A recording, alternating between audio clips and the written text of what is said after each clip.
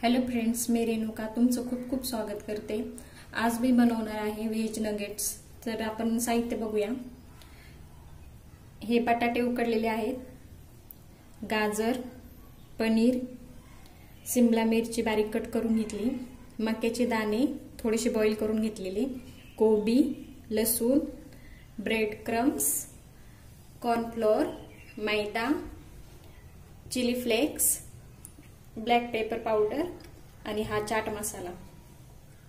चला तर मग आपण बनवायला सुरुवात करूया। मी इथे बटाटे घेते, आपण त्याला चांगलं मॅश करून घ्यायचंय।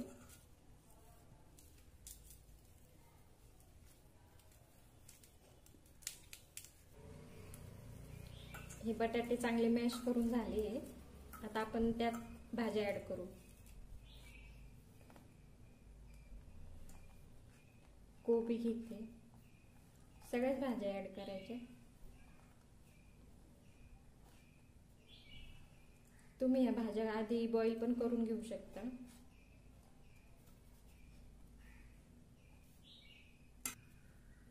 आणि हे मसाले सुद्धा आपण ऍड करूया।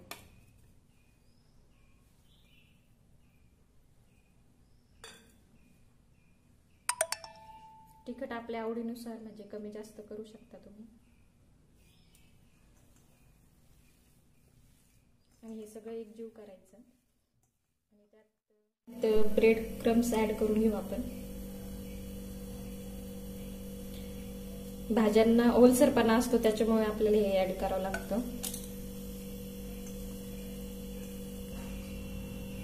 चवीनुसार मीठ टाकून घेऊया। तुम्ही यात कोथिंबीर सुद्धा टाकू शकता, तुम्हाला आवडत असेल तर। नाही टाकली तरी चालते। आता आपलं हे मिश्रण तयार झालं आहे। आपण आता याचे नगेट्स बनवून घेऊया। याचे छोटे छोटे गोळे असे करायचे। तर त्याच्या आधी आपण हाताला तेल लावून घेऊ। मी हाताला तेल लावून घेतलंय आणि तेलामुळे ते हाताला चिटकत नाही, त्याच्यामुळे तेल लावून घ्यायचं हाताला। आणि आपल्याला हवा तसा आकार देऊन घ्यायचा। हे बघा, अशी बनवायची।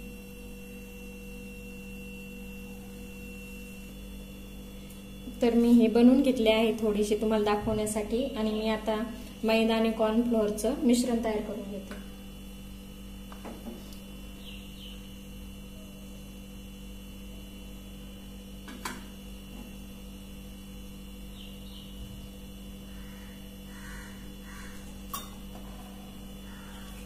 यात चवीनुसार मीठ टाकून घ्यायचं।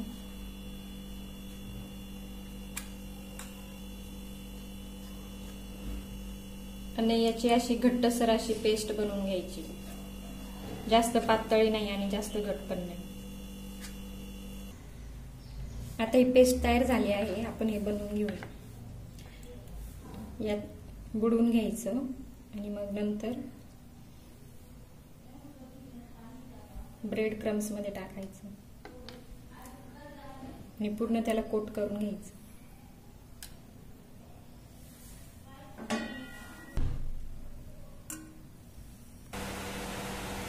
तर मी हे सगळ्याला कोटिंग करून घेतले आणि इकडं तेल सुद्धा तापत ठेवले।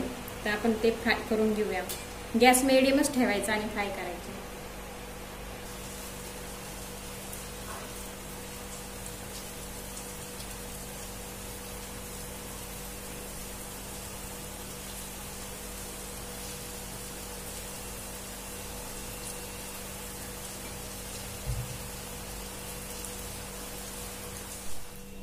तर असे आपले नगेट्स तयार आहे। तुम्ही याला सॉस, पिझ्झा सॉस आणि मेयोनीज सोबत सुद्धा खाऊ शकता। ही रेसिपी नक्कीच ट्राय करून बघा। आणि जर माझी रेसिपी आवडली असली तर लाईक, शेअर आणि कमेंट्स करायला आणि सबस्क्राईब करायला विसरू नका। थँक्यू।